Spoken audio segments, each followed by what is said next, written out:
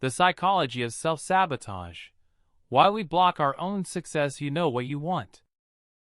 You've imagined the life, the dream, the change. Maybe it's a career you've always wanted.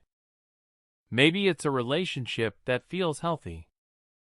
Maybe it's a version of yourself that feels free. And yet, something inside you pulls the brakes. You procrastinate. You overthink. You pick fights. You delay. You escape. Not because you're weak. Not because you're lazy. But because part of you is terrified of what happens if you actually succeed. Today, we decode the psychology of self-sabotage, why smart, capable people destroy their own progress, and how to break the cycle. 1. What self-sabotage really is. Self-sabotage isn't failure. It's protection. It's your mind trying to keep you safe, not from danger, but from change.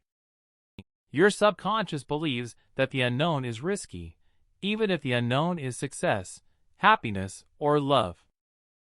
So it uses familiar behaviors, procrastination, perfectionism, avoidance, toxic patterns, to pull you back into comfort.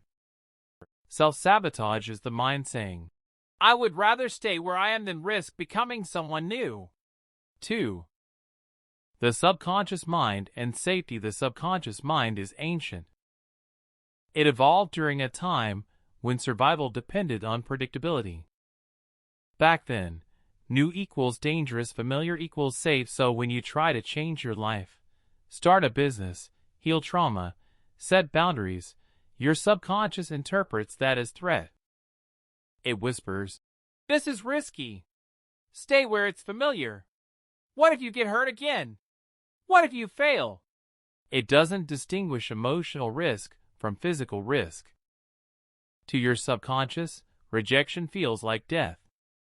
So it pushes you back into old patterns, even painful ones, because pain you know feels safer than joy you don't. 3. Childhood programming. Where the pattern begins. Nobody is born sabotaging. We learn it. Between ages 0 and 7, your mind is in a hypnotic state, absorbing beliefs without question. If you grew up hearing, "Don't aim too high, who do you think you are? You always mess things up," your mind formed an identity around limitation. If you grew up in chaos, unpredictable parents, emotional neglect, unstable environments, your brain learned that stability is unrealistic and peace feels unsafe. If love came with conditions, performance, achievement, pleasing others, you learned to fear success because it came with pressure, expectations, or betrayal. Self-sabotage isn't self-hate. It's old self-protection. 4. The fear of failure. This is the most obvious reason we sabotage. Failure hurts. It wounds pride. It triggers shame. It confirms old beliefs like, "I'm not enough." So your mind creates distance between you and the goal. Procrastination, overthinking. "I'll start tomorrow." Endless planning, avoiding responsibility. This is not laziness. It's fear dressed as logic. And it works, because if you never fully try, you never fully fail. 5.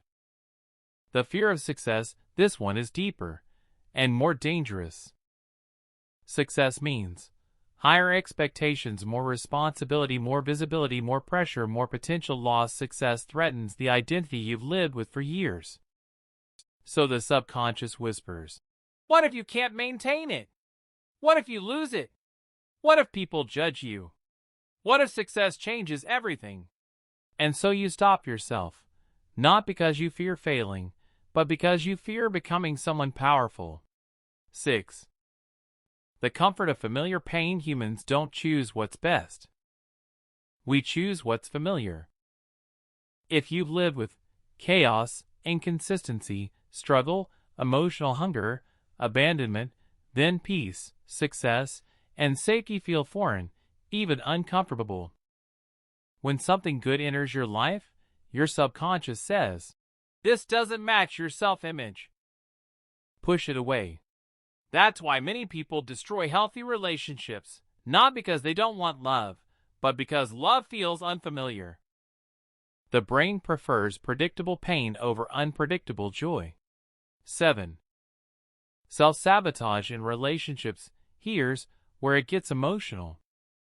You want a healthy relationship, yet you pick emotionally unavailable partners, test people, push them away, assume the worst, self-isolate, seek validation from the wrong sources. Why? Because deep down you learn love equals pain. People leave. Being vulnerable is dangerous. Your mind thinks pushing people away is protecting you, but it's just repeating a story that no longer fits. 8.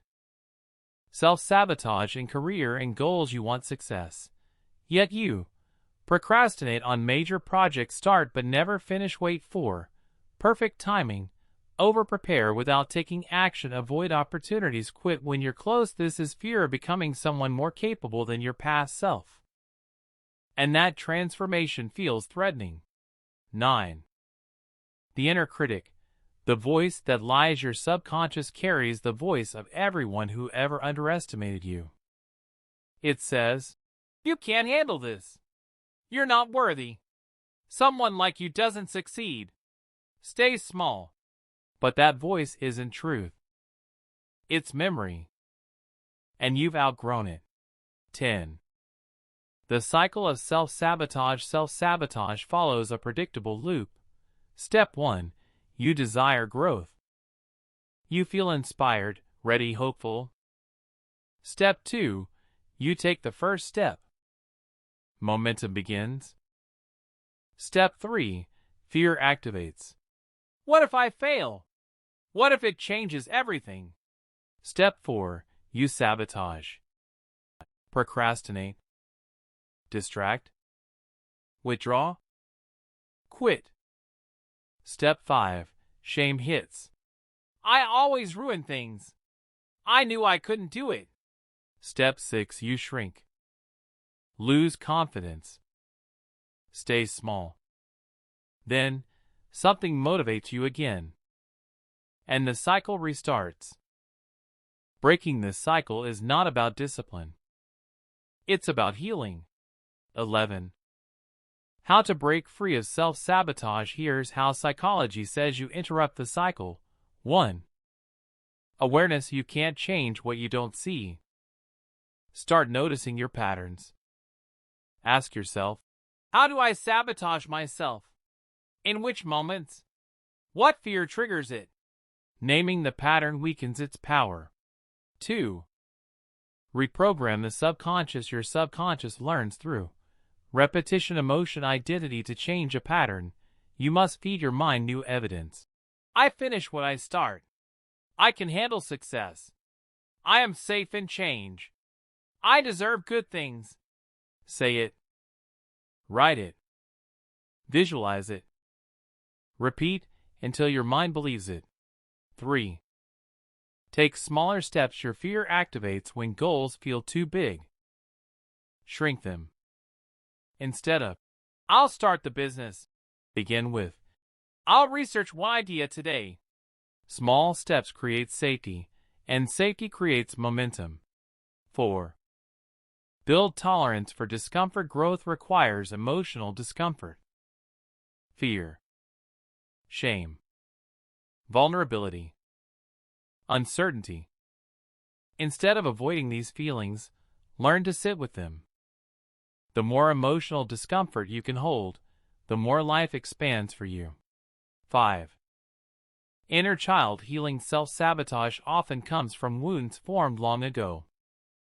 Ask, what part of me is afraid? When did I first feel this way? What does this younger version of me need? Your inner child needs reassurance, not pressure. 6. Create an identity shift. You don't break self-sabotage through force, but through identity. Instead of saying, I want to be disciplined, say, I am someone who follows through. Instead of, I want to be successful, say, I am someone who handles success. Identity rewrites behavior. 7. Rewrite the fear when fear shows up. Ask it, what are you trying to protect me from?